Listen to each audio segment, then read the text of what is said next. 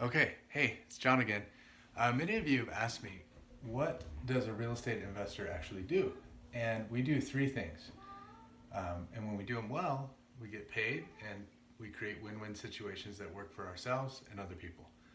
We analyze properties, we make offers, and we get paid whether we take those contracts and assign them to somebody else, which is called a wholesale, or if we take that contract, purchase the home, fix it up, and then sell it, that's called a fix and flip. Or if we take that contract, purchase the home, and rent it for cash flow. Those are kind of the three aspects of being a real estate investor. There's different levels of real estate investing. Obviously, you can wholesale, you can fix and flip, you can rent properties, and you can even be a private money lender to individuals through your retirement account if you choose to. But I primarily am in the stage of investing now after 7 years where I am buying properties for cash flow, acquiring assets that pay me when I sleep, which is a great way to build wealth. So I just wanted to show you a real life example of a deal I just started working on. It's a Sunday morning right now, but if you hustle and you stay humble and you stay hungry, these deals come across your desk. So essentially, I have a process, and that process is I'll make some notes, some very simple notes on what my offer is for a property. These notes include what I refer to as a verbal offer, and on this particular property, I'm setting the purchase price at $243,800. This is a house in a neighborhood that I live in here in Salt Lake City, with a down payment of $10,000. And I sent an email to this seller. They actually reached out to me through Messenger on Facebook because they know I'm a real estate investor, and they said, I've moved away and I retained my home that I sold. I've had a renter in it for 3 years, but I want to sell it now because I want to buy something in the new state I live in. And I said, cool. And this particular person reached out to me and said, I would like to let the renter stay in the home because they've been such a quality renter. Is there anything you can do? And I said, of course. Let me put together a verbal, and then if you like it, we can negotiate, and then I'll write it up. And so my verbal was purchase price of $243,000, a down payment of $10,000. Then I would step into his existing first position mortgage in an arrangement through an escrow company to make the payments through the escrow company on his behalf to his mortgage company for 3 years. And that is a first position note of $94,700. My payment on that would be about $535 a month. And then it's called a balloon, where that full note will be, I'll pay it off in 3 years. And then a second position, I asked him, would you be willing to seller finance me? You've built equity in this home of $139,100. Would you be able to take a second position on your home and make cash flow during this 3-year period by being the bank to me? So I'll make the payments on your behalf to your bank. It's called a subject to seller finance deal.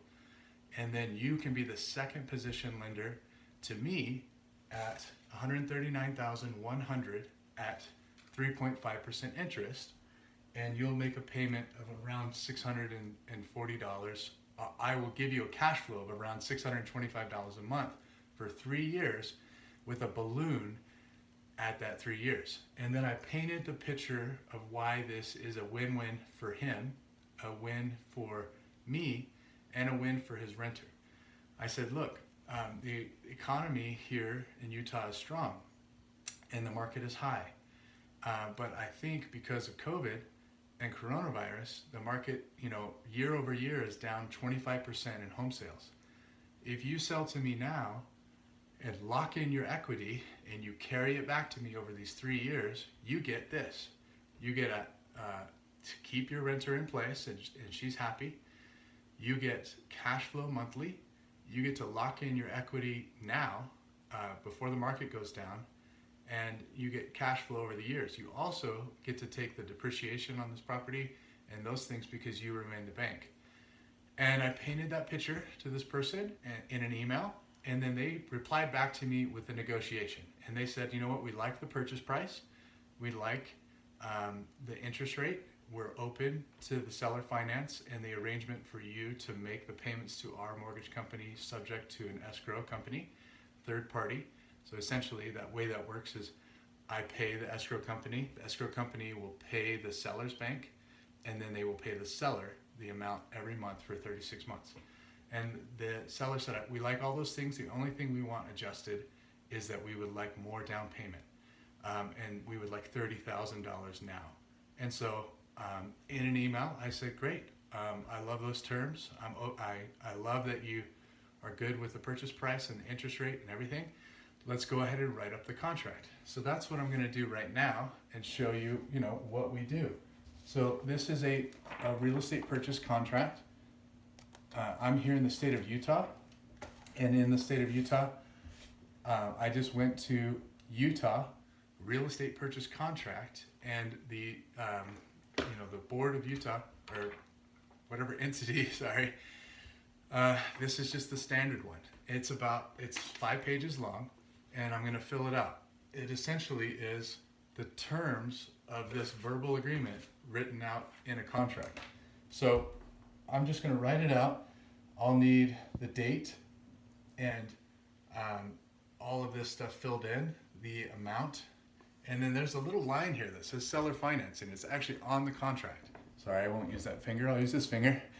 I'm going to write in that I will put this much earnest money down, then I will be providing the rest of the financing. He will be providing this amount of financing. I'll initial each page, check the boxes. In this arrangement, I do not need a real estate agent, nor does he.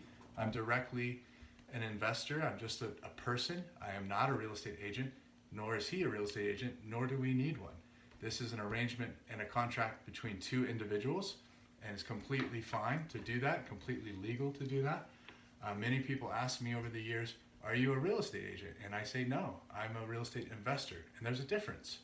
I buy houses and I make offers directly. And because I make offers directly, a lot of times I end up getting a discount. I don't charge 3% or 6%. And when owners have a for sale by owner or things of that nature, they tend to want to, they're willing to talk to me because they know I have the capital and the resources to make them an offer and to purchase their property. Interestingly, I found with the for sale by owner people, they really don't want to talk to real estate agents because they don't want to pay 6% to sell their house. This individual wanted $265. I offered him $243.8 because that's 6% less. And I said, look, we're not going to use agents, so just pay me the same if you were to use an agent, and you don't have to prep the house. You don't have to, fly out here and evict your tenant and get it all ready. You don't have any of those expenses. So I'll give you the exact same purchase price, just minus those commissions. And that's why this person said, yeah, sure, I'll do that. You've got some terms and things, boxes you got to check and different things. And then the last page has these different things. Due diligence deadline, financing deadline, and settlement deadline. Those are 3 different things. So we will be doing a 30-day close on this property simply because I'm pulling some resources from my business line of credit to put the down payment. So I could close next week easily, but I'm giving myself 30 days. And in that 30 days, I have a contract now. And I have a contract between me and this seller. If I wanted to, I could assign this contract to one of you that are potentially an investor that's learning how to do this. And for the work that I've done, a typical assignment of a contract is called a wholesale. And that work will typically, you can range between 3% of the contract price all the way down to $5,000. And I could just sell the contract and just make $5,000 and move on with my life. But I'm in the stage of life as a real estate investor that I want to hold properties for cash flow. It's got a great tenant. It's a good property with good numbers, with fantastic interest rates. So I'm going to keep it. But I have 30 days to change my mind if I want to. That's what due diligence is all about. So I'm going to, in those 30 days, obviously, I'll go and visit the property. inside and look at it because I've looked at it on Google Photos or Google Maps. But I'm going to tour inside, and anytime during that 30 days, I can say, no, never mind. I changed my mind and this contract is canceled. So could the seller, actually, but under certain conditions. So that's the first part of the contract. The second part is called the Seller Finance Addendum. The Seller Finance Addendum simply lays out the terms of this contract. And all it states is that I will be making payments to the seller through seller financing. He's going to be the bank. And what terms? So I'm going to be doing it for 3 years on an amortized 30-year mortgage payment schedule with a balloon at 3 years. So I'm going to make him payments of I think it's $625 a month, because I'm going to pay more down, so it's adjusted. Every month for 3 years. Now I can pay that note off sooner. I could pay it off in 3 years, but the arrangement is for 3 years or sooner. And so I have options. Now I can rent this house for cash flow, because it will still cash flow me, but only a little bit. I can improve it and rent it for more if I wanted. I could refinance this house with a bank and pay off the first and second, and I could take equity out of the home to buy another one. Or I could maybe fix this house up, move the renter out, and sell it if the market continues to rise. And those are all available to me within these 3 years. The seller gets the benefit of not getting a huge lump sum of cash right now where they have to pay a lot of taxes. They get money over time in cash flow, and they get to prepare themselves for a lump sum in 3 years, which will be about $112,000. So that's what I do as a real estate investor. I analyze properties, I make offers, and I get paid one of those other ways. It's also what I help people learn to do. So if you're interested at all in learning to do this, you can check out my website. It's just jonwithelevate.com. I have a few videos on there. You can watch those videos. If you like what you see, you can book a phone call appointment with me personally. I have just morning office hours where I take those appointments and I just talk to people about what I do and if they would like to learn how to do that.